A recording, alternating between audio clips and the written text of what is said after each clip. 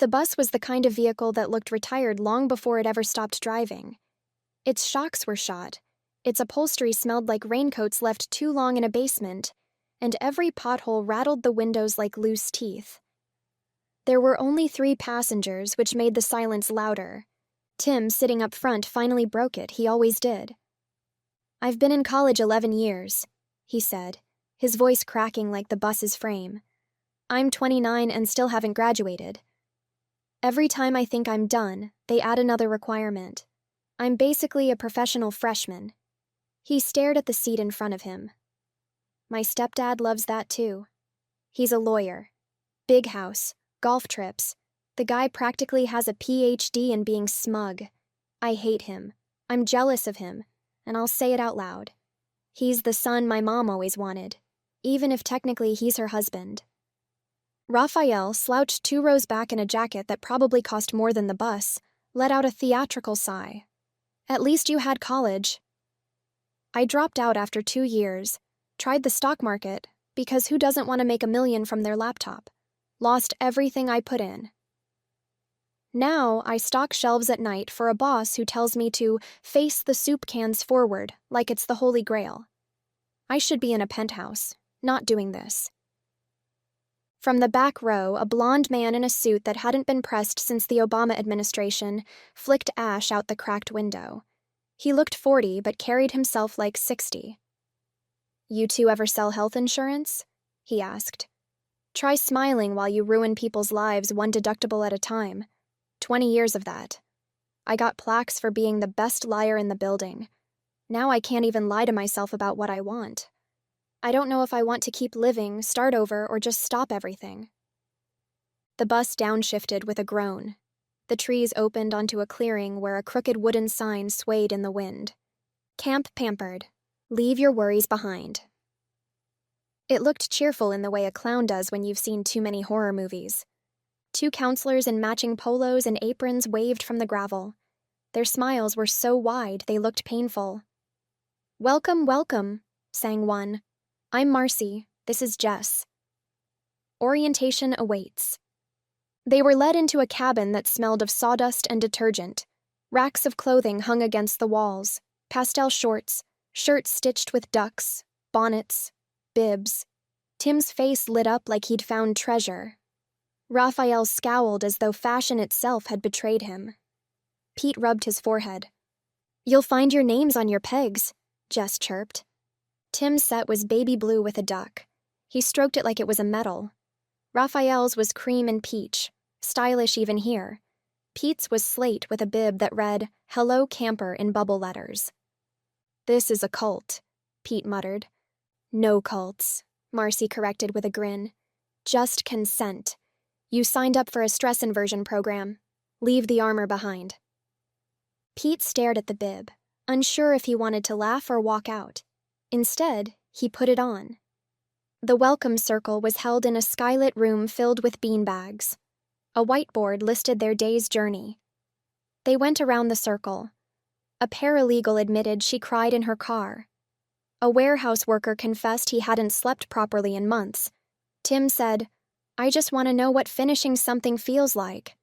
Or not having to chase it for once, Raphael said, "I want to stop feeling like my phone owns me." And maybe breathe again. Pete paused so long people shifted in their seats. Finally he said, "I sold insurance." Too long. Now I don't know what I want. Rest, escape, or nothing. Maybe all 3. The counselors nodded like priests hearing confessions. They spent the rest of the day being slowly stripped of their adult defenses. Bottle fitting gave them pastel bottles with stickers.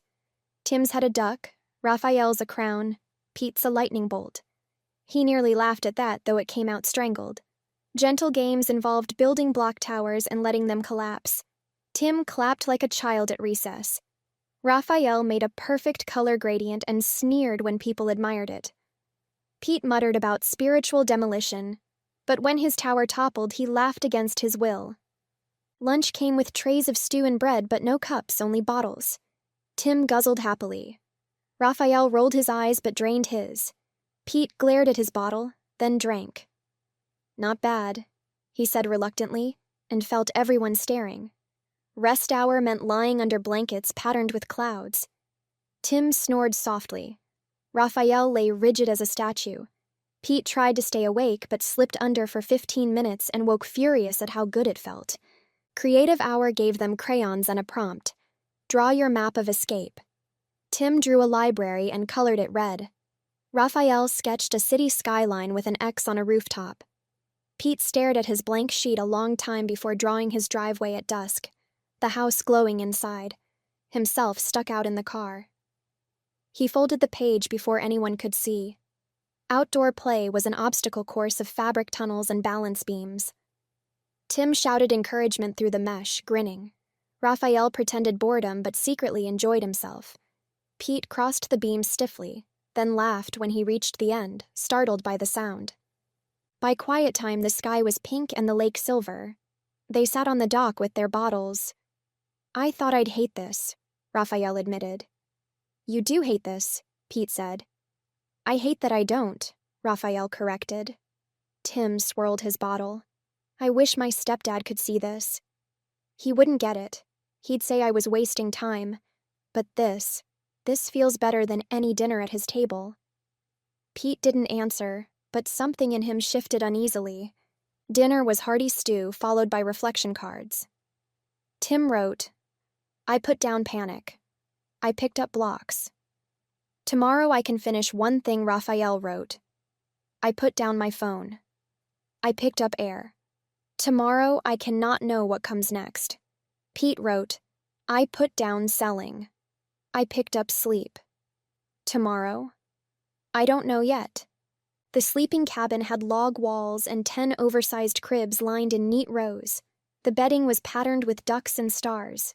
Absurd, but solid. Tim scrambled in, grinning. Raphael flopped in, muttering. Pete hesitated, then climbed into his, the mattress firmer than he expected. The counselors made rounds. Marcy tucked Tim in. He sighed with delight. Jess tucked Raphael despite his protests. Marcy smoothed Pete's blanket and asked softly, Do you want the corner folded under? He nodded before he could stop himself. Then something clicked, literally. A metallic snap under each crib rail. Tim's duck-patterned crib, Raphael's cream sheets, Pete's slate-blue prison. One by one, the rails locked. Pete sat up fast. What was that? Just a safety measure, Marcy said sweetly. So you can rest without worry. The sound repeated down the row. Click, click, click. Metal teeth closing. Tim didn't notice, already drifting, smiling under his blanket. Raphael scowled but lay still. Pete's hands gripped the bars. They were solid. You locked us in, Pete whispered. Jess dimmed the lights. Good night, campers. You're safe here. No more grown-up worries. Pete's breath came fast, shallow. His heart pounded against the bib. He yanked at the bars again, but the crib didn't budge. He wanted to laugh, or scream, or both. In the dark, with the crickets singing outside, Pete realized he didn't know what he wanted anymore, only that he wanted out. The room went still, and the locks held. Thank you for tuning in to this edition of Mommy Sarah's Story Time. If you enjoyed the stories, please support the channel by liking and subscribing. Remember, my channel is not monetized, and I write most of the content myself. On occasions when I don't, it's sourced through emails from trusted contacts. Please feel free to like, share, and subscribe. If you're able to, consider making a donation to support our channel. Your support means a lot. Thank you so much for watching, and I look forward to sharing more stories with you.